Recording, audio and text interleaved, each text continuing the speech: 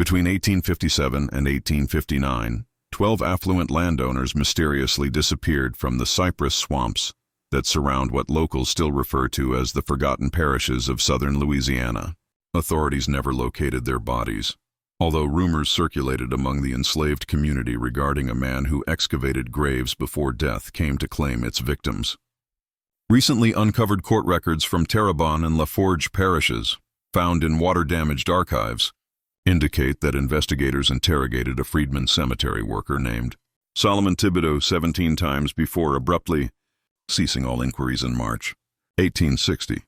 The official rationale cited migration to Texas territories, despite evidence showing that none of the missing men had liquidated their significant assets or notified their families of their departure. What those fragile documents fail to mention, yet what whispered accounts from descendants of the enslaved continue to preserve, is that Solomon was fully aware of the resting places of those 12 men because he had measured each one for their final resting spot while their hearts still beat. Before we proceed with the narrative of Solomon Thibodeau and the graves that should never have been dug, I would like to pose an important question. If you are intrigued by stories that reveal the darkest chapters of American history, the kind that textbooks conveniently overlook, then subscribe to Liturgy of Fear immediately. Activate that notification bell so you never miss these forgotten horrors. Additionally, please share in the comments from which state or city are you tuning in. I am eager to learn where in America people still acknowledge that history's deepest graves conceal its most unsettling truths. What renders Solomon's story particularly unsettling is not merely the number of victims, but the calculated patience of his approach, a patience cultivated from years of being compelled to wait, to submit, to dig. The sugar parishes of Louisiana's Bayou country in the late 1850s existed in a realm distinct from the rest of America. While northern states engaged in heated congressional debates over abolition, southern cities such as Charleston and New Orleans presented a facade of refinement, yet the remote plantation regions between Bayou Lafour and Bayou Terrebonne operated under a harsh reality. In this area, sugar reigned supreme, and the cane fields exacted a heavy toll. Terrebonne Parish was established from the Hummer tribal lands in 1822, its boundaries shaped more by navigable waterways than by any precise surveying. By 1857, the parish boasted 43 significant sugar plantations, each functioning as an independent entity, separated by vast stretches of impenetrable marsh and dense cypress groves draped in Spanish moss that obscured sunlight even at noon. The closest notable town was Thibodeau, a muddy assemblage of warehouses and merchant establishments catering to the plantation economy, where factors negotiated sugar prices and slave traders conducted their dealings in the back rooms of the Bayou Hotel. The land itself appeared crafted to conceal its mysteries. Cypress knees protruded from the dark waters like decayed teeth. Alligators lay still in the shallows, indistinguishable from logs until they stirred. The air was thick enough to be palpable, particularly during the grinding season from October to December, when smoke from the sugar mills mingled with fog rolling in from the Gulf, creating a gray haze that dulled sound and rendered anything more than 20 feet away into obscurity. Individuals unfamiliar with these swamps could wander in circles for days, succumbing to exposure or becoming prey for creatures that left no remains. Into this secluded realm, Solomon Thibodeau was born in 1817, the offspring of a Creole freedman father and an enslaved mother on the Devo plantation. His existence had always straddled the delicate line between slavery and freedom, legally free due to his father's status, yet bound to the land through his mother's servitude and the parish's unspoken regulations regarding the rights of men of color. He had acquired the gravedigger's craft from his father, Jean-Baptiste Thibodeau, who had served as cemetery keeper for 3 parishes prior to him. The elder Thibodeau imparted to his son the belief that dignity could be discovered even in death, emphasizing that the preparation of a proper resting place constituted sacred work. Solomon embraced these teachings, earning a reputation for graves that remained dry despite the high water table, for wooden markers that endured through hurricane seasons, and for small acts of kindness towards the bereaved that cost him little but held great significance. By the time Solomon turned 40, he had become the sole gravedigger known to most residents of Terrebonne and Lafour parishes. He dug graves for all: white families in the parish cemetery located behind St. Joseph's Church, freed men in the smaller burial ground near U Black, and enslaved individuals in unmarked plots scattered throughout plantation lands. Solomon stood just under 6 feet tall, an unusual height for a man of that time, with shoulders broadened by years of labor in Louisiana's harsh soil. His face had weathered into hard angles, dark skin stretched taut over high cheekbones, and eyes that appeared to look through people rather than at them. He donned the same attire throughout the year: canvas trousers, a homespun shirt in gray or brown, and a wide-brimmed palmetto hat that cast a shadow over his features. Around his neck he wore a small leather pouch containing graveyard dirt from his father's burial site, the only token of sentimentality he permitted himself. Solomon's value to the parish extended beyond his proficiency with a spade. It lay in his silence. He absorbed everything whispered over open graves: confessions, accusations, family secrets revealed in moments of grief, and he never uttered a word in return. This discretion, this unwavering reliability, rendered him indispensable. Plantation owners entrusted him with the preparation of burial sites on their properties. Widows confided in him. Even the parish priest, Father Etienne Boudreau, depended on Solomon to uphold the church cemetery with minimal oversight. However, Solomon also held another reputation among the enslaved community, one that the white families remained unaware of. He was a man who possessed the ability to read and write, skills imparted to him by his father and meticulously concealed from white oversight. He was a man intimately familiar with every trail through the swamps, every dry aisle in the marsh, and every pathway that could transport an individual from one plantation to another without the use of roads. He was a man who listened with a profound silence as enslaved individuals recounted the unspeakable atrocities inflicted upon their bodies, families, and spirits. He retained every word, meticulously catalogued behind those eyes that seemed to see through people as if they were already lifeless. The 12 men who would ultimately disappear shared a commonality. They were all plantation owners with significant land holdings. Each of them exploited enslaved individuals in their sugar and cotton fields, and they all exhibited a particular brand of cruelty that transcended the routine violence associated with slavery. These were men who found amusement in burning families at the whipping post, who shattered bones with the same nonchalance that others might swat flies, and who regarded human beings as mere tools to be exhausted and replaced. Jacques Deere possessed 2,400 acres along Bayou Lush and 127 enslaved individuals. He inherited the land from his father but established his reputation through his own disciplinary innovations, including a punishment he referred to as the mercy of the sun, which entailed staking individuals face up in the cane fields during July with their eyelids sewn open. Only 3 of the 17 individuals he subjected to this torment survived with their eyesight intact. Emile Broussard operated a smaller plantation, encompassing 800 acres and 43 enslaved individuals, yet compensated for his smaller holdings with heightened cruelty. He rented out his male slaves to other plantations for breeding purposes and took a personal interest in the process, ensuring that his property performed satisfactorily. Women who resisted or whose children were born too light-skinned for Broussard's liking simply vanished into the swamp, their deaths conveniently attributed to escape attempts. Augustin Landry presented himself as a gentleman planter, adopting European fashions and hosting lavish dinner parties. At his plantation house, Oak Haven, he hosted gatherings where he offered imported French wine and engaged in philosophical discussions with visiting factors. However, his enslaved individuals recognized him as the man who kept an iron collar in his office, a collar equipped with inward-facing spikes that prevented the wearer from lying down or turning their head. He had compelled individuals to wear this collar for weeks due to infractions as trivial as breaking eye contact too slowly. Others exhibited similar behaviors, men who had amassed wealth from sugar, cotton, and human suffering, who viewed Louisiana's seclusion as a license for atrocities that might have attracted attention even in other regions of the Deep South. They epitomized the most egregious aspects of a system founded on horror. Men who discovered ways to be monstrous even in an era and location that accepted monstrosity as the norm. Solomon had excavated graves for their victims. Quiet graves in unmarked locations, bodies interred at night without ceremony or documentation, deaths dismissed as accidents, diseases, or attempts to escape. He had lowered children into the ground, their small bodies shattered by punishment or overwork. He had prepared resting places for women who had given birth to too many children, or the wrong-colored child. or who had merely looked at an overseer inappropriately.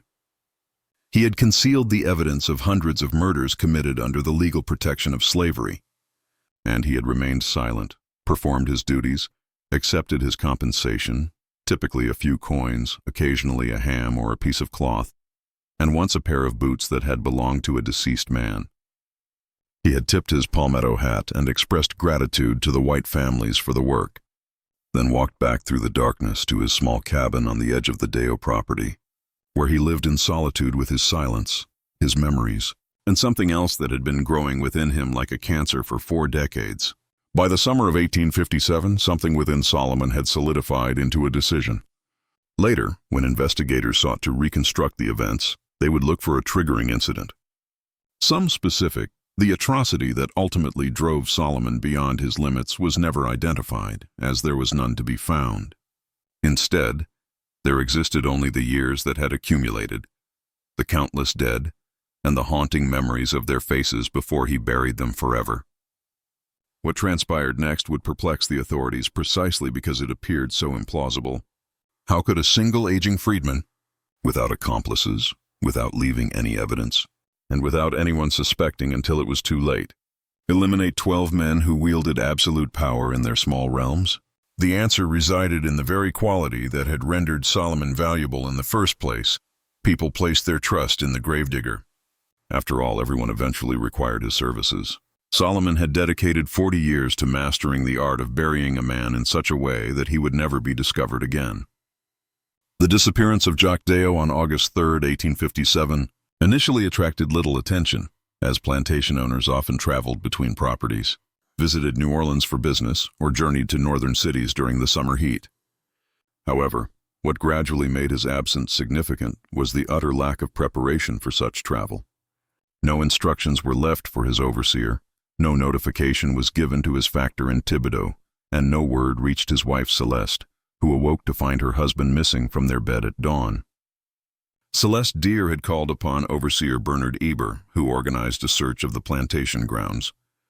They discovered Jacques' horse still in its stall, and his riding clothes hanging in his dressing room. In the room, his wallet containing $200 in banknotes lay on his desk. However, they found no evidence of struggle, forced entry, or any disturbance within the house or its grounds. Jacques Deer had simply vanished sometime between retiring to his bedroom at 11 p.m. and sunrise. The parish sheriff, a stout former slave catcher named Luther Puet, had performed a superficial investigation. He questioned the household staff, examined the property, and concluded that Dearu had likely departed for personal reasons he wished to keep confidential. Perhaps it was due to a gambling debt or a woman in New Orleans. Such matters were not openly discussed in polite society, yet were understood by worldly men. The sheriff's inquiry lasted less than 3 days before he deemed the case closed, awaiting Dearu's return. What Sheriff Puet was unaware of was that Jacques Devo had kept an appointment the evening prior to his disappearance.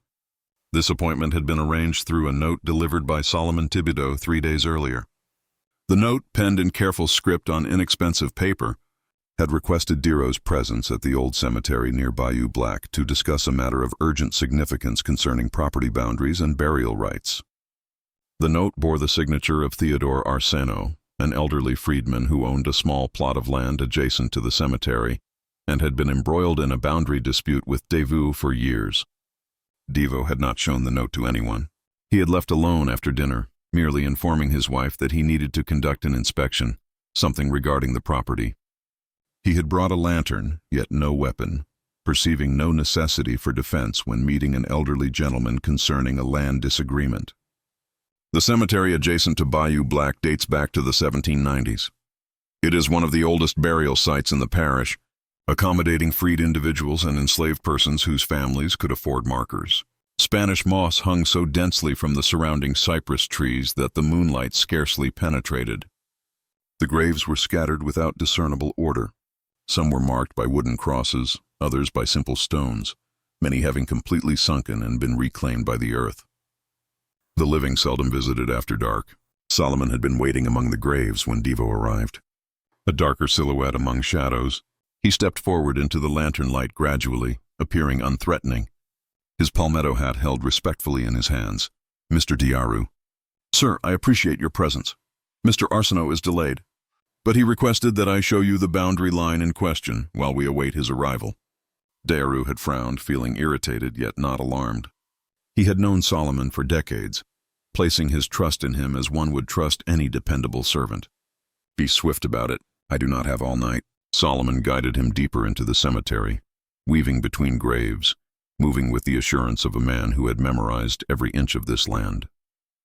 He halted near the far edge where the cemetery met the swamp and indicated a line of stones barely discernible in the undergrowth. The dispute lies here, sir. Mr. Arsenault asserts that the boundary extends along this line, but your deed indicates it is located 30 feet deeper into the cemetery. I have arranged a test excavation to clarify the situation. If we discover bedrock at the depth specified in your deed, it will validate your claim. What DeVoe perceived as effective problem-solving was, in reality, something entirely different. Solomon had indeed excavated a hole measuring 6 feet deep, 8 feet long, and 3 feet wide. These dimensions were ideal for a grave, although DeVoe had not considered it in that light. He merely observed a man performing diligent work. "Show me," DeVoe had instructed, moving to the edge of the excavation. He extended his lantern over the hole, gazing into the darkness to locate the alleged bedrock. This marked the final moment of Jacques Dero's existence as a free man. Solomon had struck him from behind with a wooden shovel handle, delivering a single, calculated blow to the base of the skull, forceful enough to stun but not to kill. This was executed with the precision of someone who had acquired knowledge of anatomy through years of dealing with the deceased. DeVoe collapsed like a tree being felled, the lantern slipping from his grasp and landing in the soft earth. Before the plantation owner could regain his composure, Solomon had rolled him into the prepared grave. The impact of hitting the hard-packed soil expelled the air from Devereux's lungs with a distinct whoosh. He lay dazed at the bottom of the hole, his vision blurring, unable to coordinate his limbs effectively. Above him, Solomon's face emerged, framed by stars and Spanish moss, completely devoid of expression. "Do you know how many graves I have dug on your land, Mr. Dio?" Solomon's tone was casual, almost amiable. "I have lost count. However, I remember every face, every child, every woman, and every man who toiled to death in your fields. I recall the one you left staked out in the sun with his eyes sewn open. He was just 17 years old. His name was Fipe. You never inquired about his name?" DeVoe attempted to speak, to scream, but only short gasps escaped his lips, his throat constricted by shock and the onset of panic. He managed to roll onto his hands and knees, attempting to rise, but the grave's walls were excessively smooth, and the soil was too loose to gain a foothold. Solomon had taken up his spade and commenced the task of filling in the grave. He did not hurry. There was no urgency. No one would visit this cemetery after nightfall, yet he worked methodically, each scoop of earth landing softly around Deo. The plantation owner had found his voice and started to shout threats, promises, and pleas. He offered Solomon money, freedom, anything that came to mind, his voice escalating higher and higher until it shattered into sheer animalistic terror. The gravedigger continued his work in silence, his face obscured by the darkness, with only the rhythmic sound of the spade cutting into the earth and the gentle thuds of soil falling indicating his presence. DeVoe had scrambled to his feet, pressing his back against the grave's wall, attempting to climb out, but the freshly dug earth gave way beneath him, causing him to tumble back to the bottom. He tried repeatedly, his fine clothes becoming caked with mud, his fingernails breaking as he clawed at the dirt, his voice rising in screams. The earth slowly and inexorably rose around him. First, it enveloped his feet, then his ankles, and then his knees. DeVoe attempted to push it back, digging himself out even as more dirt cascaded in, but it was futile. A single man at the bottom of a grave could not shovel faster than a man at the top wielding leverage and skill. The earth reached his waist, then his chest, pressing against his ribs with dreadful force. The weight made each breath increasingly difficult. "Please," he gasped, the single word barely discernible. "Please, I have a family." Solomon paused for a brief moment, as did Fipe and the others. Then he resumed filling the grave. The earth reached Dira's shoulders, then his neck. He tilted his head back, mouth open in search of air. In those final moments before the dirt obscured his face, he gazed up at the stars one last time, comprehending with absolute clarity that he was about to endure what countless enslaved individuals on his plantation had faced. The utter helplessness of death at the hands of another, coupled with the realization that no one would remember his passing, except perhaps with a sense of relief. The dirt enveloped his face, silencing his screams. Solomon continued to fill the grave until it was completely full, then pressed down the earth with the flat side of his shovel, covering the freshly turned soil with fallen leaves and cypress needles until the grave became undetectable to any casual observer. This entire process took approximately 40 minutes. Solomon picked up Devo's lantern, walked to the edge of the bayou, and cast it far into the water, where it disappeared without a trace. He then made his way home through the dark swamps, reaching his cabin before midnight. He washed the dirt from his hands and arms, changed his clothes, and slept soundly for the first time in 40 years. The following morning, Solomon appeared at the Devo plantation as was customary, respectfully tipped his hat to the overseer, and inquired politely if there were any graves that required digging. No one had considered questioning the activities of the gravedigger from the previous night. Why would they?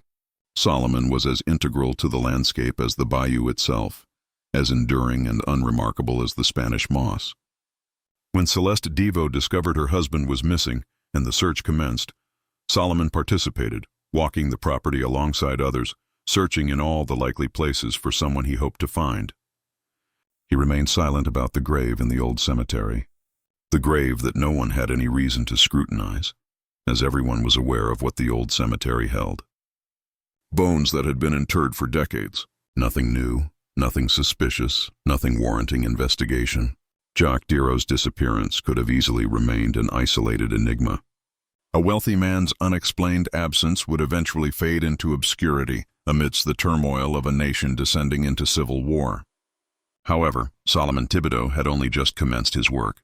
11 more men would receive his meticulously crafted notes, would keep their clandestine appointments in the dark, and would find themselves at the bottom of graves they had not known awaited them. With each disappearance, Solomon honed his technique, learning from minor errors, adjusting his strategy, and becoming increasingly efficient. The second man vanished 3 weeks after the first. The third disappeared a month later. Subsequently, by the time the authorities recognized the emerging pattern, it was far too late to prevent the events that had already been initiated. The disappearance of Émile Broussard on August 27, 1857, attracted more immediate concern than that of Diarou, primarily because Broussard vanished during a business transaction with 2 cotton factors from New Orleans, who were residing at his plantation house. The factors reported that Broussard had excused himself after dinner, stating he needed to inspect something in one of his barns, and he had never returned. The following morning, his horse was discovered still saddled near the slave quarters, yet Broussard himself had vanished as completely as if the swamp had consumed him entirely. Sheriff Pouet undertook a more comprehensive investigation this time, interrogating everyone on the Broussard plantation, including the enslaved individuals, searching through buildings and outbuildings, and dragging sections of the adjacent bayou. He found nothing, no body, no signs of struggle, and no evidence of foul play. The official report concluded that Broussard had likely encountered an accident in the swamp, possibly falling into deep water or being taken by an alligator, although the lack of any physical evidence rendered this explanation unsatisfactory. What Pouet had failed to uncover was that Broussard, similar to Deo before him, had received a note requesting his presence at a specific location, which in this instance was an old sugar mill that had burned down 15 years prior, with its ruins still standing at the edge of Broussard's property. The note was purportedly sent by one of his enslaved workers, sought permission to conduct a clandestine wedding ceremony amidst the ruins, and had vowed to disclose which other slaves intended to marry without authorization. For a man like Broussard, who took a keen interest in overseeing every facet of the lives of his human property, such intelligence was utterly compelling. Solomon had awaited him in the ruins, where charred timbers protruded from the ground like shattered ribs, and the scent of aged smoke still permeated the bricks. He had prepared a grave beneath a collapsed section of the floor, where scorched boards concealed recent excavation. The method had remained consistent: a blow from behind, a long descent into darkness, followed by the agonizing, meticulous task of burial, while the victims cried out in vain into the night. However, Broussard had differed from Devo. He was younger, stronger, and more brutal. He had fought like a feral beast at the bottom of his grave, managing to ascend halfway up the walls twice before Solomon had forced him back down with the spade. The screams had persisted longer. The threats had been more inventive, and when the earth had finally obscured Broussard's face, the last sound he uttered was not a plea, but a curse. A vow that Solomon would suffer in hell for this, that he would be pursued and flayed alive, that even death would not conclude what would be inflicted upon him. Solomon had completed the task of filling the grave in silence, had replaced the charred floorboards, and had departed from that location as if nothing out of the ordinary had transpired.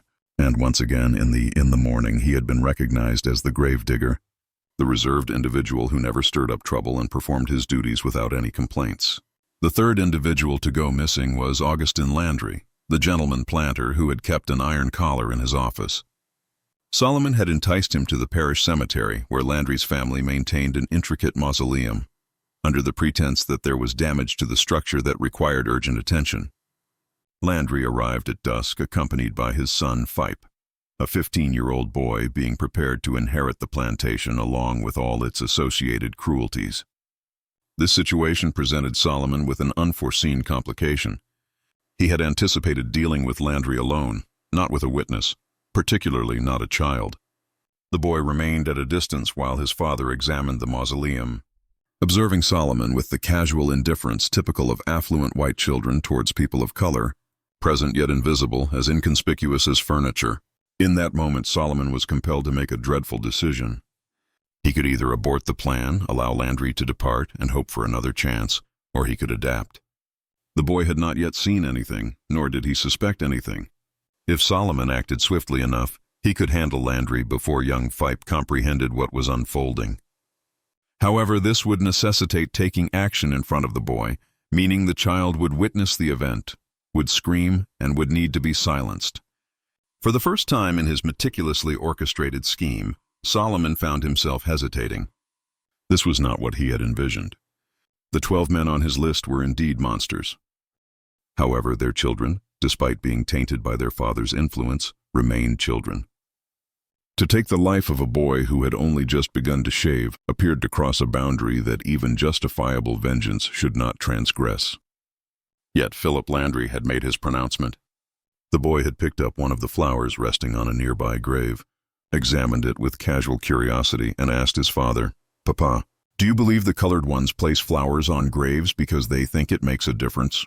As if flowers could elevate them beyond mere animals." Augustine had chuckled, a warm paternal sound. "It's instinct, son. Like a dog that digs at the ground.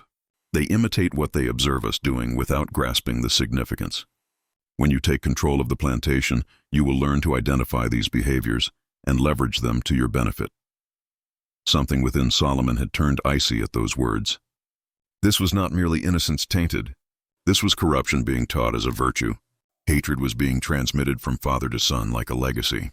Philip Landry, at the age of 15, was already everything his father was, and would become even worse, having never experienced a time when such cruelty was not commonplace. Solomon had made his choice. He had attacked Augustine Landry from behind, allowing the man's unconscious form to tumble into the prepared grave concealed behind the mausoleum.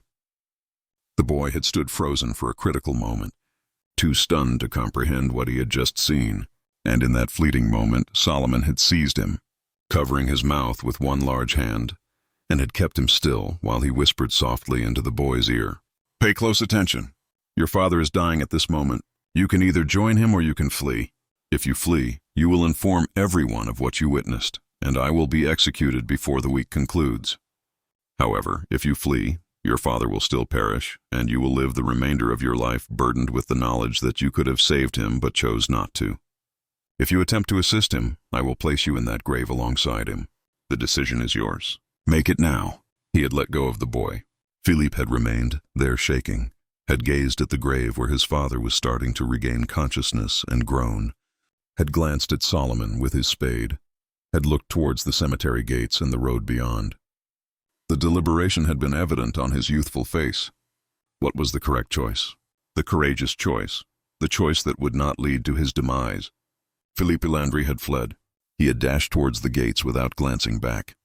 He had continued running until he reached the road and had collapsed, weeping in the dirt a quarter-mile from the cemetery. By the time he had arrived at the nearest plantation and stammered out his account, Solomon had completed his task and vanished into the swamp. Yet the boy's testimony had altered everything. Now there was a witness, a description, a name. The authorities finally realized that Jack Devour and Emile Broussard had not met with accidents or runoff. They had been murdered. And Solomon Thibodeau, the unassuming gravedigger whom everyone had trusted, was the murderer. Sheriff Puett had coordinated a manhunt immediately. Every able-bodied white man in the parish had been deputized, and a significant reward was offered for the capture of Solomon.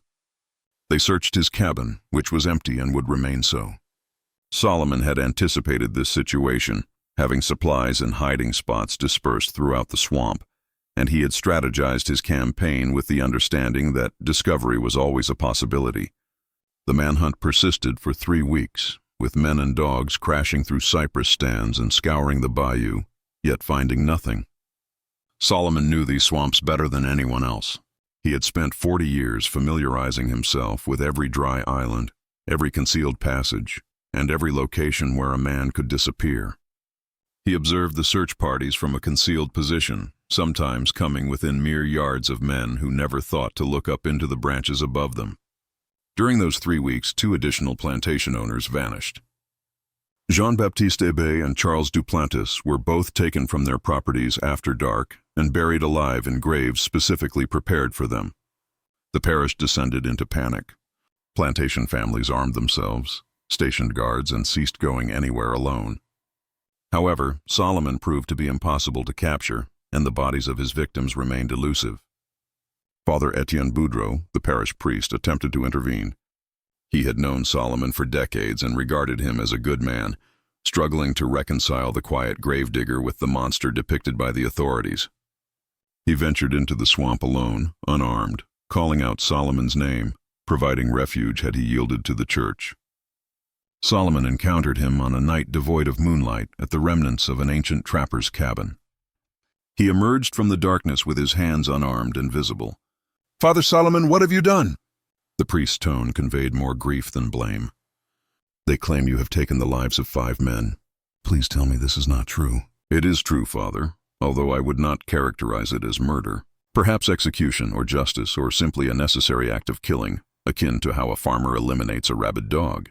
You cannot appoint yourself as judge and executioner. That is the domain of God, not of man. With all due respect, Father, it appears that God has delegated his authority to individuals like Devo and Broussard for an extended period. I am merely reclaiming what was originally his. There are laws, Solomon." "Courts, legal recourse for what, Father?" Solomon's tone remained subdued, yet it bore an edge sharp enough to inflict pain, reminiscent of Jack's act of staking a 17-year-old boy face up in the sun with his eyes sewn open.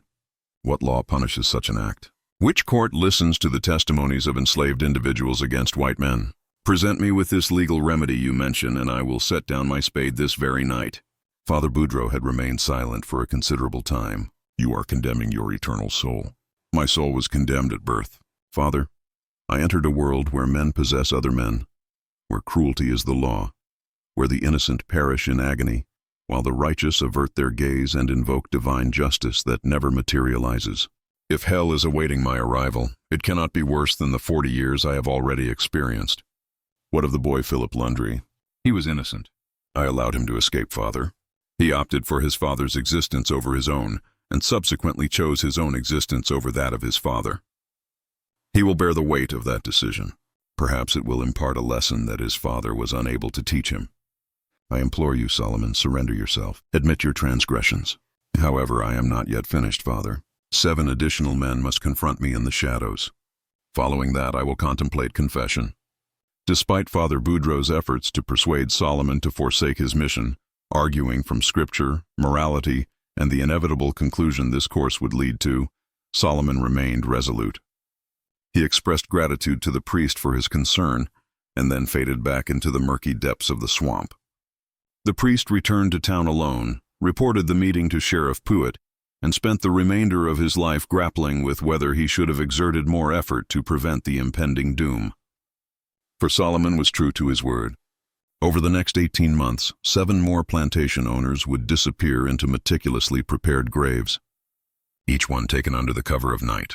Each one given the opportunity to comprehend what was occurring to them and why before the earth enveloped their screaming faces. By the conclusion of 1857, the pattern had become unmistakable, and the remaining plantation owners in Terrebonne and Lefort parishes lived in perpetual dread. Guards patrolled property lines at night. Men rested with loaded firearms beside their beds. No one ventured out alone after dark. Dark. However, Solomon persisted in his efforts with a patience that seemed almost supernatural, waiting for weeks or even months between each killing, allowing the fear to penetrate deeply into the bones before he struck again.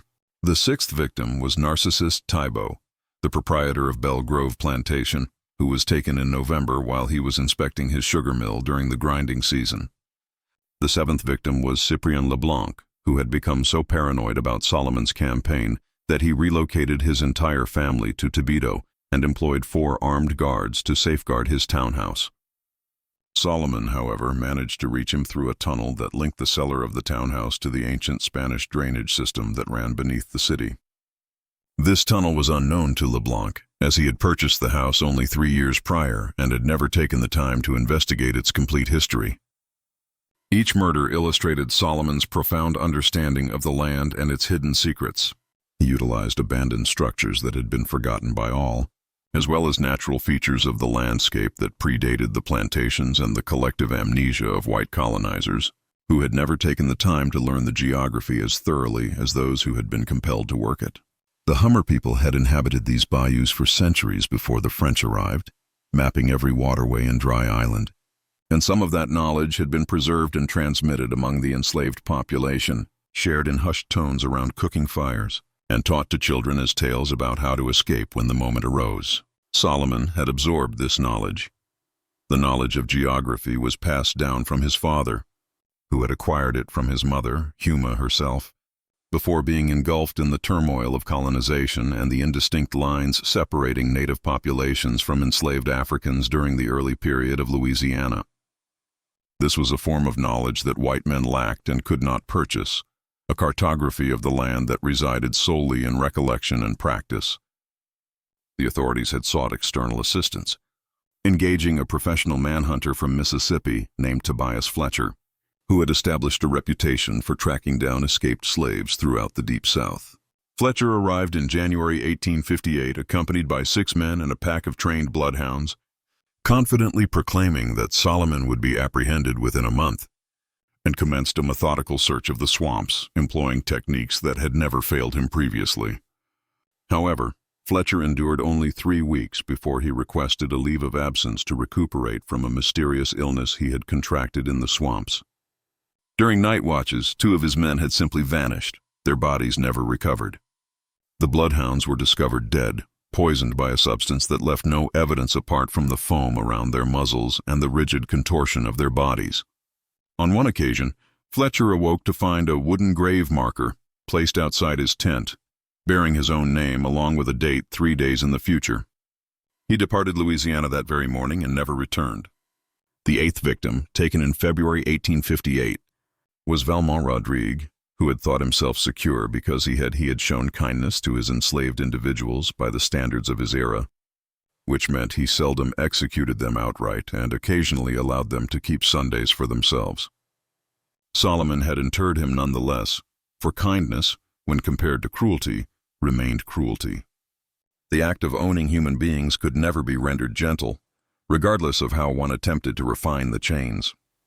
As the months progressed and the death toll increased, an unforeseen phenomenon began to emerge within the enslaved communities across southern Louisiana. Individuals commenced singing new songs, songs that were absent from any written compilation, songs whose lyrics appeared to change based on the listener.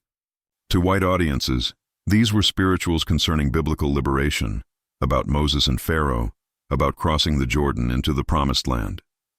However, to those who grasped the underlying message, the songs conveyed a different narrative about a man with a spade who was settling scores, about graves prepared beforehand, about how the earth ultimately claims everyone, irrespective of their earthly authority.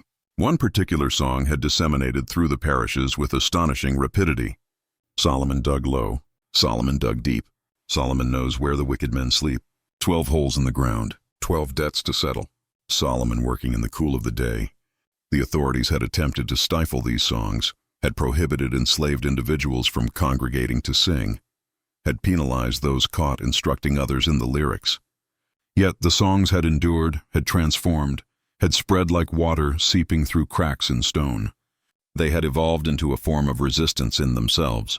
This was a means of commemorating something that could not be celebrated publicly, a way to express joy at the realization of justice, even if that justice lay beyond any legal framework.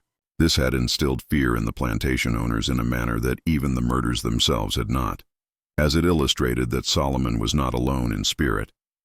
Although he may have operated independently in practice, he had transformed into a symbol, a living representation of the retribution that the enslaved populace had envisioned but never dared to hope for.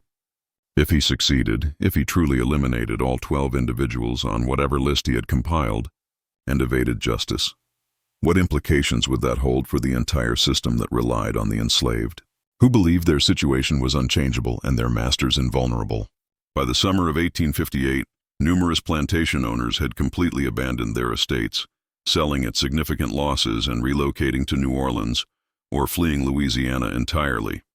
The sugar economy in Terrebonne and Lafour parishes had begun to deteriorate, with production plummeting nearly 40% as plantations struggled to sustain operations while their owners cowered behind locked doors. The enslaved individuals continued to labor in the fields, still harvesting the cane and boiling the sugar, but they now worked with their heads held high, their backs a bit straighter, singing those new songs that made the overseers uneasy. The 9th victim was Hilaire Chow, taken in August while supposedly secure in a fortified plantation house surrounded by armed guards. Solomon had reached him through the system that supplied the house's water, themselves. This was a means of commemorating something that could not be celebrated publicly, a way to express joy at the realization of justice, even if that justice lay beyond any legal framework. This had instilled fear in the plantation owners in a manner that even the murders themselves had not, as it illustrated that Solomon was not alone in spirit. Although he may have operated independently in practice, he had transformed into a symbol, a living representation of the retribution that the enslaved populace had envisioned but never dared to hope for. If he succeeded, if he truly eliminated all 12 individuals on whatever list he had compiled, and evaded justice, what implications would that hold for the entire system that relied on the enslaved, who believed their situation was unchangeable and their masters invulnerable? By the summer of 1858, numerous plantation owners had completely abandoned their estates, selling at significant losses and relocating to New Orleans or fleeing Louisiana entirely. The sugar economy in Terrebonne and Lafour parishes had begun to deteriorate, with production plummeting nearly 40% as plantations struggled to sustain operations while their owners cowered behind locked doors. The enslaved individuals continued to labor in the fields, still harvesting the cane and boiling the sugar, but they now worked with their heads held high, their backs a bit straighter, singing those new songs that made the overseers uneasy. The 9th victim was Hilaire Chow, taken in August while supposedly secure in a fortified plantation house surrounded by armed guards. Solomon had reached him through the system that supplied the house's water. Waited in the darkness beneath the house for 3 nights until Chauhan made the error of inspecting the system alone after one of the guards reported an unusual odor. The grave had been lying in the crawl space under the house's foundation, and Chauhan's screams were muffled by 10 inches of floorboards, along with the loud chatter of guards drinking in the parlor above, who assumed the sounds were merely rats fighting over scraps. The 10th was Octave Blanchard, who had employed a voodoo practitioner from New Orleans to cast protective spells around his property. Solomon had bided his time until the practitioner completed her work and left, had examined the arrangement of candles, offerings and chalk marks she had created, and had simply walked through them as if they were non-existent. For whatever power voodoo possessed, and Solomon would not contest that it held power, it was not intended to safeguard men who had spent their lives breaching every principle of balance and respect that voodoo practitioners revered. The spirits, if they were indeed observing, seemingly had no desire to intervene on behalf of Octave Blanchard during his encounter with Solomon Spade. At this juncture, Sheriff Puett had been ousted. The parish had voted him out of office following his continuous failures to apprehend Solomon or safeguard the community. His successor, a former military officer named Marcus Sutherland, adopted a different strategy. Rather than attempting to track Solomon through the swamps, he had posted notices were distributed across the parishes, offering complete amnesty to anyone who had assisted Solomon, as long as they came forward with information. He had guaranteed safety, financial compensation, transportation out of Louisiana, and whatever else was necessary to persuade someone to reveal the location of the gravediggers. However, the response had been one of utter silence. Not a single individual had stepped forward. Neither the enslaved individuals who might have observed Solomon moving through the night, nor the freedmen community who might have provided him shelter had come forward. No one who could have potentially witnessed anything of value had spoken up. This silence was not due to a lack of knowledge. Numerous individuals had seen Solomon at different times, had shared meals with him, and had concealed him when searches drew too near. Yet the culture of silence that had once shielded the enslaved from their owner's wrath had now been turned against the owners themselves. No reward could justify the social ostracism that would inevitably follow the betrayal of a man like Solomon. Sheriff Sutherland had attempted a different approach. He had arrested 15 individuals on suspicion of assisting Solomon, including elderly freed men, young men who had been seen near locations where victims had vanished, and even 2 women who had sold provisions that could have sustained someone living in the swamps. He had detained them in the parish jail, questioned them repeatedly, and made it clear that they would face charges of being accessories to murder unless someone provided valuable information. On the 3rd night of their detention, Solomon had made an appearance in Thibodaux itself, walking down the main street. At 2:00 a.m., a note was found pinned to the front door of the jail. The note was straightforward and written in the same meticulous handwriting that he had used for all his previous messages. It read, "Release them. They know nothing. If you seek me, Sheriff, I will be at the location where you concealed your shame. Come alone. Friday at midnight. Should the 15 not be freed by that time, I will conclude that you are too cowardly, and I will come for you as I did for the others."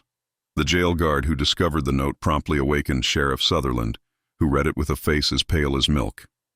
This reaction was due to Sutherland harboring a secret, known only to a select few, which should have been impossible for Solomon to uncover. 7 years prior, when Sutherland had served as an overseer on a plantation in Ascension Parish, he had killed a man during a disagreement over a card game. This man was not a white individual who would have brought repercussions, but rather a freedman passing through on his way to Texas. Sutherland had personally buried the body in an unmarked grave behind a deserted chapel, believing that the murder would never resurface since there were no witnesses and no one had reported the freedman missing. However, someone had known. Somehow, despite the passage of years and the distance, Solomon had revealed this secret. The note's wording, "Where you buried your shame," indicated that Solomon was aware not only of the murder, but also of the details surrounding it. The matter at hand concerns not merely the act of killing, but rather the precise location of the grave, indicating that he had visited that site, discovered it, and was now utilizing it as a summons for a meeting that could only conclude in one manner. Sutherland had promptly released all 15 prisoners. He publicly asserted that there was a lack of sufficient evidence to detain them, yet everyone comprehended the implications of the note. The new sheriff harbored the same fear of Solomon as his predecessor. The legend of Solomon's invulnerability had intensified with each unsuccessful attempt to apprehend him, transforming him from a mere fugitive into a force of nature, as unavoidable as a hurricane and equally impossible to negotiate with. The 11th victim was Pierre Auguste Coe, abducted in November 1858 from his plantation residence, despite the presence of 12 armed guards positioned throughout the estate. The guards had neither heard nor seen anything, only realizing their employer was missing when his valet went to awaken him for breakfast and discovered an empty bed and an open window. They conducted a search of the grounds and found Camo's nightshirt snagged on a branch at the edge of the property, as if he had been dragged through the gardens towards the swamp. However, there were no tracks, no indications of a struggle, no blood, or any signs of violence. What they failed to uncover was the concealed grave beneath the wine cellar of the plantation house, where Camo lay interred beneath the foundational stones of his own residence, his death occurring literally beneath the feet of the gods who had been employed to protect him. Solomon had employed the same cistern technique he had used with Chauvin, waiting in the crawl space for 2 days until Camo conducted his nightly inspection of the wine stores, and then he took him silently, while the guards were engaged in a card game upstairs. This act of killing shattered something within the psyche of the remaining plantation owner. If Solomon could infiltrate a man's home, beneath armed guards who were actively on the lookout for threats, then no one was truly safe. The few owners who had persisted in the parishes out of sheer stubbornness finally came to the realization that Solomon would inevitably come for them, and that there was nothing they could do to avert it. By December 1858, only one name remained on Solomon's list: Francois Laviolette, the owner of Beauregard Plantation, which was the largest landholding in Terrebonne Parish. Laviolette differed from the other victims in one significant aspect. He had been studying Solomon's pattern for over a year, meticulously analyzing every killing, every method, and every approach, concluding that Solomon's greatest strength was also his greatest weakness. Solomon was predictable in his unpredictability. He always struck when his targets felt the most secure. He consistently utilized the landscape as his weapon. He always operated alone. Laviolette resolved to turn the trap around. Rather than hiding or reinforcing his defenses, he made himself intentionally vulnerable. He dismissed his guards, ceased locking his doors at night, and began to walk alone through his property at all hours. He allowed it to be known through. The community was aware that he had grown weary of living in fear, that he had resigned himself to his fate, and that he was prepared to confront Solomon on whatever terms the gravedigger decided. This was, of course, a falsehood. Laviolette had devised an intricate trap, transforming his entire plantation into a battleground specifically designed for Solomon. Concealed pits camouflaged with branches were scattered along all the paths leading to the plantation house. Tripwires linked to alarm bells traversed the gardens. Armed men with rifles concealed themselves in the slave quarters, in the barns, and in the sugar mill, all strategically positioned to converge on any spot where an alarm was triggered. Furthermore, Laviolette himself rested with 2 loaded pistols beneath his pillow and a knife tucked in his boot, prepared to personally eliminate Solomon if the gravedigger managed to bypass all the other defenses. Just when we believed we had witnessed everything, the terror in the Bayou country escalates. If this narrative is sending shivers down your spine, share this video with a friend who enjoys dark mysteries. Press that like button to support our content, and remember to subscribe to ensure you never miss stories like this. Let us explore together what unfolds next in Solomon's ultimate confrontation. What Laviolette had failed to take into account was that Solomon had dedicated 15 months to meticulously studying his targets, just as Laviolette had scrutinized him. Solomon was aware of the concealed pits. He had observed them being excavated. He was cognizant of the tripwires. He had witnessed their installation. He was informed about the armed men lurking throughout the estate. He had counted them during their shift changes. He understood that Laviolette's seemingly weak position was merely a performance intended to entice him into committing a grave error. Thus, Solomon took an unprecedented step. He chose to wait. For 3 months, he refrained from taking any action against Laviolette, allowing the Christmas season to pass and letting January and February slip by without incident. All the other plantation owners had either perished or fled. The manhunt had devolved into a futile endeavor, leaving only Solomon and Laviolette engaged in their peculiar standoff. This inactivity had nearly driven Laviolette to madness with expectation.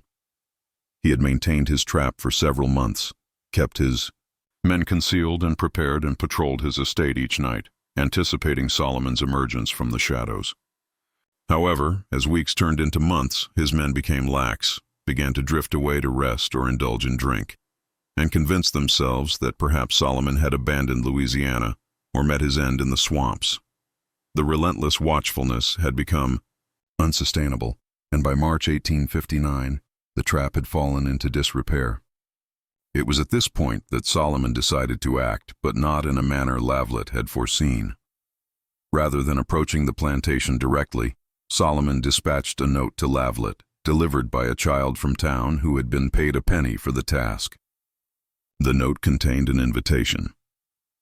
"Mr. Laviolette, your trap is quite ingenious, but it necessitates my presence at your location, and I find no justification for accepting such an invitation. Instead, I extend an invitation for you to visit me. There is someone who wishes to meet you, someone you believed you would never encounter. Once more, visit the old cemetery close to you, dressed in black, on the night of March 19th at midnight. Attend by yourself. Should you bring anyone else, the meeting will be called off, and I will simply wait another 3 months before attempting again. However, I believe you will be inclined to attend, as the individual awaiting you has been deceased for 11 years, and has matters to disclose regarding the night of her death. The note alluded to something that had chilled Lavlet's blood. A young, enslaved woman named Celeste, who perished in 1848 under enigmatic circumstances. Officially, it was stated that she had drowned while laundering clothes in the bayou. Unofficially, everyone at Bogard Plantation was aware that Lavlet had impregnated her, that his wife had discovered the truth, and that Celeste had vanished. The very night his wife confronted him about the situation. No body was ever recovered. No investigation was ever initiated. Lavlet had claimed to everyone that the girl had fled. Yet the note implied that Solomon was aware of the truth, that a body existed, that a grave was present, and that there was evidence capable of tarnishing Lavlet's reputation and potentially leading to legal repercussions, even after all these years. The prospect of a meeting at the old cemetery could signify only one thing. Solomon had located Celeste's remains and was using them as bait. LaViolette faced an insurmountable dilemma. If he attended the meeting, he would almost certainly be walking into a trap. Conversely, if he chose not to attend, Solomon could disclose the whereabouts of Celeste's body to the authorities, could furnish evidence of murder, could transform Lavlet from the hunter to the hunted through legal channels, and there remained the slim chance that Solomon genuinely sought to negotiate. After all, the gravedigger had eliminated all his other targets and had spent months in inactivity. Perhaps he was weary. Perhaps he desired closure to this situation as much as Laviolette did. On March 19, 1859, François Laviolette rode to the old cemetery near Bayou Black. Despite Solomon's directive to come alone, he had brought a small pistol. Concealed within his jacket and a knife secured to his calf, he had arrived 15 minutes prior to midnight. He tied his horse to a tree outside the cemetery gates and walked among the graves with his hand resting on the pistol, every nerve in his body screaming that this was a mistake. Solomon had been waiting for him precisely where he had awaited Jacques Dur 18 months earlier. The same clearing, the same Spanish moss filtering the moonlight, and the same stillness that amplified every sound. However, this time there was no facade of diplomacy, no fabricated tale regarding boundary disputes. Solomon merely stood beside an open grave, his spade leaning against a nearby tree, his face illuminated by a solitary lantern hanging from a branch. "Mr. LaViolette, thank you for coming. Where is she? Where is Celeste's body?" Solomon gestured to the grave at his feet. "Right here. I discovered her 3 years ago while excavating a grave for someone else. She had been buried shallowly, and the rains had revealed part of her skull. I reburied her properly at that time, but I remembered the location." Lavlet stepped closer, peering into the grave, and in that moment of distraction, Solomon moved with the agility of a man 40 years younger. He seized the lantern from its branch and hurled it at Laviolette's feet, where it shattered and spread burning oil across the dry leaves carpeting the cemetery floor. The flames ignited instantly, creating a wall of fire between Solomon and Laviolette, and in the sudden brightness, LaViolette drew his pistol and fired twice through the flames. Yet Solomon had already shifted, circling through the graves and approaching from an unexpected angle while Lavlette's focus remained on the fire. What transpired next became a topic of debate for years afterward, reconstructed from physical evidence and the testimony of the sole survivor. The two men fought among the graves, a brutal confrontation between a plantation owner defending his life and a gravedigger who had spent 18 months preparing for this moment. They had been approximately the same age, both in their early 40s, yet Solomon possessed the physical strength derived from 4 decades of arduous labor, while Lavlet had spent those same decades becoming soft due to his wealth. The confrontation was brief and brutal. Lavlet succeeded in slicing Solomon across the ribs with his knife, a wound that bled profusely but did not significantly hinder the gravedigger. Solomon retaliated by striking Lavlet in the throat with his fist, crushing the smaller man's windpipe and allowing him to collapse, gasping onto the ground beside the open grave. However, Lavlet did not fall into the grave as the others had. Instead, he crumpled beside it, choking and unable to breathe, while Solomon stood over him, maintaining the same expressionless demeanor he had shown to all the others. This moment, elongated, providing Lavlet with the time to fully comprehend what was transpiring, that he was dying, that he had lost, and that Solomon had emerged victorious. "Celeste is not in that grave," Solomon stated quietly. "I lied about discovering her body. I do not know her whereabouts, nor do I need to. Your guilt led you here, not my proof. You arrived because you were aware of your actions and you could not bear the thought of someone else knowing it as well." Lavlet attempted to speak, managing only a wet gurgling sound as his crushed windpipe failed entirely. He reached up towards Solomon, whether in a plea for assistance or an attempt to drag the gravedigger down with him, but Solomon merely stepped back, allowing Lavlet's hand to fall to the earth. "You were the 12th, Solomon continued, addressing a man who could no longer hear him. "The last one on my list. 12 plantation owners who exhibited cruelty beyond what this system demands. 12 men who regarded human beings as inferior to animals. 12 graves, each one precisely measured to accommodate its occupant. This will be the final grave I dig. After tonight, I am finished." Francois Lavlet perished there beside the grave designated for him, succumbing to asphyxiation, while his killer stood by observing. Once his body had finally become motionless, Solomon rolled him into the pit and commenced the task of covering it up. However, this time there was a notable difference.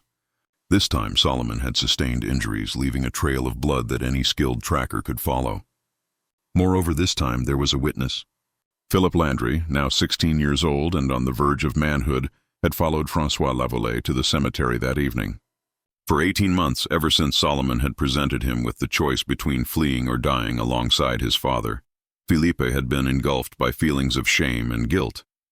He had preserved his own life by forsaking his father, had fled like a coward while his father was interred alive, and that realization had tainted every moment of his life since. He had pledged to locate Solomon, to avenge his father, to demonstrate that he was not the coward he had been that night. He had acquired shooting skills, had studied tracking, and had spent months pursuing rumors and whispers regarding Solomon's possible whereabouts. When he learned of Solomon's note to Lavlet about the scheduled meeting at the cemetery, he recognized that this was his opportunity, perhaps his sole opportunity, to confront the man who had taken his father's life. Philippe had concealed himself at the cemetery's edge, had observed the encounter between Solomon and Lavlet, and had witnessed his father's killer prevail once more. As Solomon began to fill in Lavlet's grave, Philippe emerged from his hiding place with a rifle in hand, had aimed down the barrel at Solomon's back, and felt his finger tighten on the trigger, yet he refrained from firing. Something about the sight of Solomon laboring alone in the moonlight, methodically completing his final burial, caused Philippe to hesitate. This was not the monster he had envisioned for 18 months. This was merely a man, middle-aged and marked by scars, bleeding from a knife wound, performing the work he had always done, digging graves, filling them in, and treating the deceased with a care that the life had never revealed to them the truth. "Are you going to shoot me, boy?" Solomon had not turned around. He continued to work with his spade, yet he spoke loudly enough for Philippe to hear. "That rifle produces a unique sound when you rear it. I have been curious about when you would appear. You have been tailing me for 3 months now, not quite close enough to take action, but near enough to make your presence known." Philippe remained silent. He kept the rifle aimed at Solomon's back, attempting to muster the courage to fulfill the promise he had made to himself. However, the words were lodged in his throat and his hands began to tremble. "Your father was Augustin Landry," Solomon continued, still engaged in his work. "O'Haven Plantation. He possessed an iron collar in his office with inward-pointing spikes, preventing individuals from resting their heads or lying down. I excavated graves for 6 individuals who perished while wearing that collar. One of them was a girl, no older than 12 years. Your father placed that collar on her because she had looked at him in a way he deemed inappropriate. She endured it for 5 weeks before succumbing to infection and exhaustion. My father was a man of respect. Your father, however, was a monster who concealed himself behind the facade of respectability. But you are not him, not yet. You may still avoid becoming like him if you make the right decision tonight. You killed him." Philippe's voice trembled as he spoke. "You buried him alive. I heard his screams from that grave, and I fled. I abandoned him to die because you forced me to choose. I made you comprehend that you could not save him without sacrificing your own life. Yes, that is not the same as compelling you to choose. You made your own decision based on the desire to survive. That is not cowardice. It is survival. The shame you experience does not stem from fleeing. It arises from the realization that a part of you was relieved to escape, relieved to be liberated from a man who was grooming you to become just like him. Solomon had completed filling the grave, had compacted the earth, and had finally turned to confront Philippe directly. The boy had maintained his aim on Solomon with the rifle. He held the barrel unsteadily now, the weapon feeling increasingly heavy in his trembling arms. "So shoot me," Solomon had declared. "Put a bullet in my chest. Inform the sheriff that you killed the man who murdered your father and 11 others. They will herald you as a hero. The white residents of this parish will honor you. You will inherit Oak Haven. You will possess all those enslaved individuals your father owned, and you will become precisely what he was preparing you to be. Is that your desire? What other options are there? He was my father. I must avenge him. Should you? Allow me to share something about vengeance, boy. I have spent 40 years witnessing death, burying the deceased, and listening to their families mourn. I observed men like your father treat human beings worse than animals, and I witnessed those human beings suffer without any hope for justice or mercy. I resolved that if the law would not punish these men, I would take it upon myself to do so. And now I have done it. I have killed 12 men who deserved to die. But do you know what I have become now?" Philippe shook his head, rendered speechless. "I am a murderer, nothing more. Not a hero, not justice personified, not an instrument of divine will, merely a man who took the lives of others because he deemed their existence less valuable than his thirst for revenge. Perhaps I was justified in my actions. Perhaps those 12 men forfeited their right to live. But that does not alter my identity. And if you pull that trigger, you will become just like me too, a killer. Someone who ended another human life because he could not find any other outlet for his anger and shame. So what should I do?" The question escaped him as nearly a sob. Years of anguish condensed into 4 words. Live differently. Inherit Oak Haven and liberate every enslaved person on that plantation. Utilize your father's wealth to assist others rather than harm them. Demonstrate that you are not him by transforming into someone he would have despised. That is far more challenging than pulling a trigger, boy. That is true courage. Are you capable of it? For an extended moment, Philippe Landry remained standing. There he stood, rifle aimed at Solomon's chest, finger poised on the trigger, his entire body trembling with uncertainty. Everything he had learned, everything his father had ingrained in him, urged him to pull the trigger, to kill this man, to restore the family honor. Yet another voice, softer yet more persistent, suggested that perhaps, just perhaps, there was an alternative. Gradually the rifle was lowered until it pointed towards the ground. Phipe took a deep, shaky breath, wiped the tears from his face with his free hand, and nodded once. "Good," Solomon remarked. "Now return home. Inform them that you witnessed nothing tonight. When the sheriff interrogates you, and he will, tell him that Francois Lavallee rode out alone and never returned.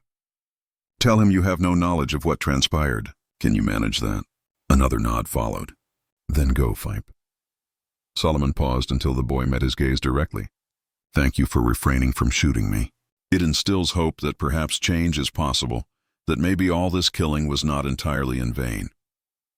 Philippe Landry departed from that cemetery, rode home through the darkness, and kept Solomon's secret.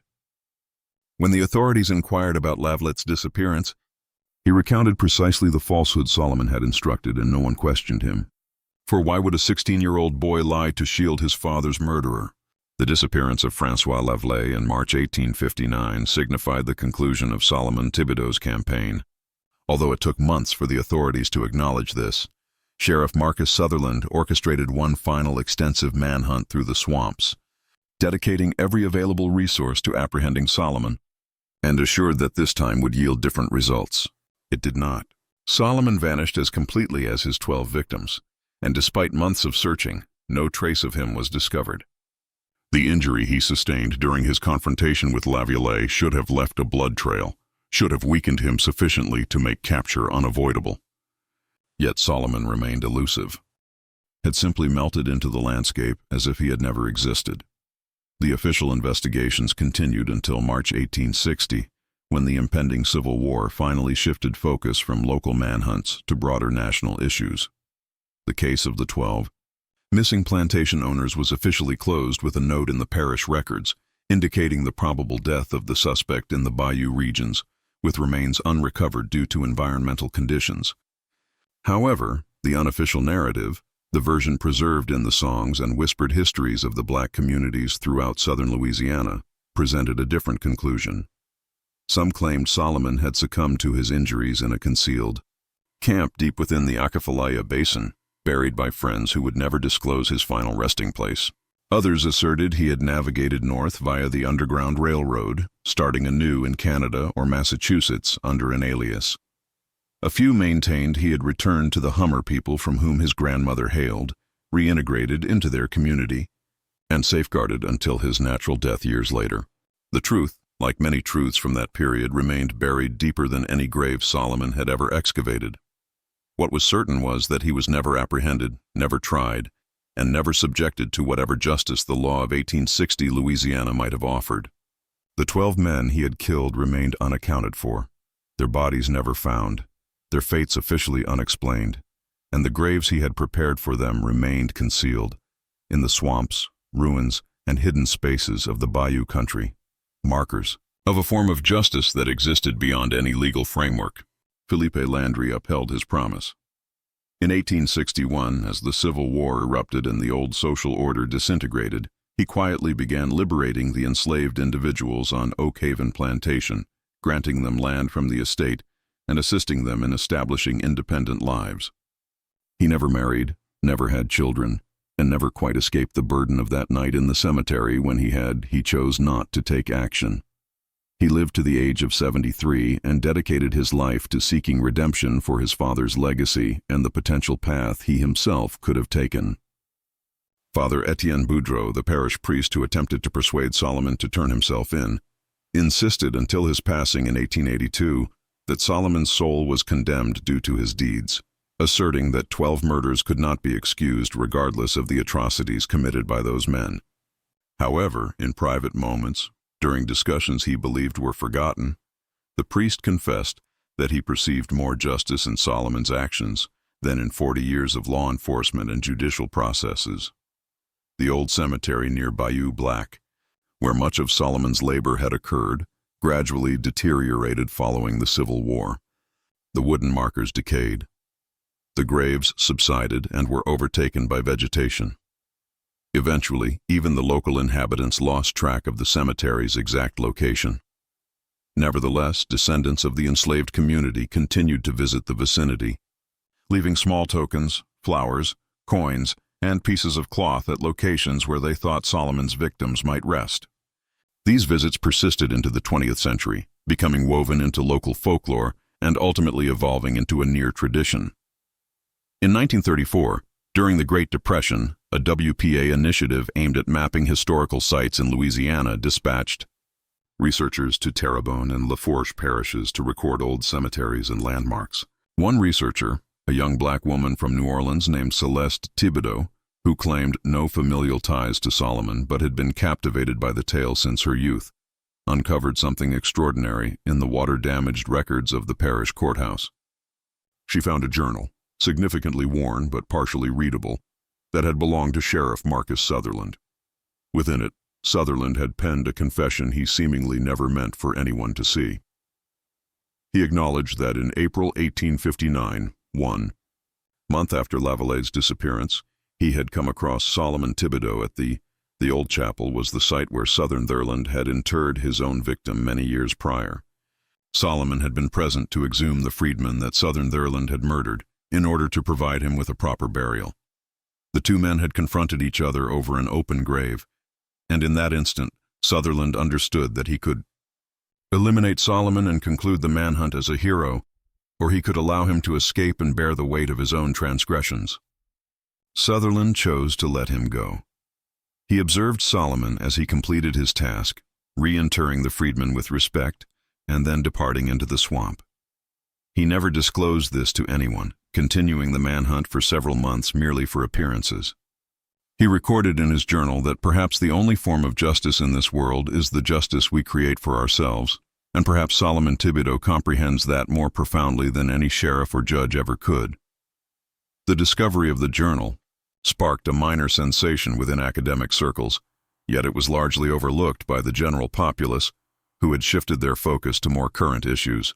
Nevertheless, it offered a semblance of closure to the narrative, implying that Solomon had survived his injury, had fulfilled his duties, and had simply walked away from it all. The killings, the manhunt, the terror he had instigated, into whatever life awaited him next. The 12 graves were never located. Investigations carried out in the 1950s and again in the 1990s, utilizing ground-penetrating radar and contemporary forensic methods, uncovered numerous unmarked graves across the parishes but failed to definitively ascertain which, if any, contained the remains of the missing plantation owners.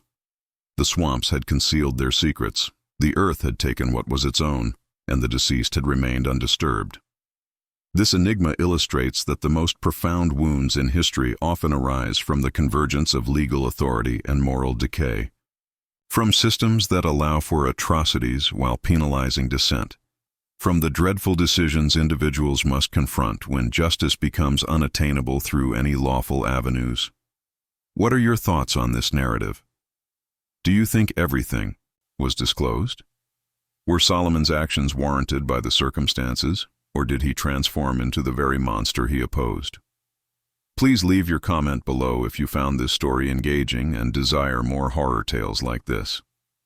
Subscribe, activate the notification bell, and share with someone who appreciates mysteries that compel us to reflect on the darkest aspects of American history. We look forward to seeing you in the next video.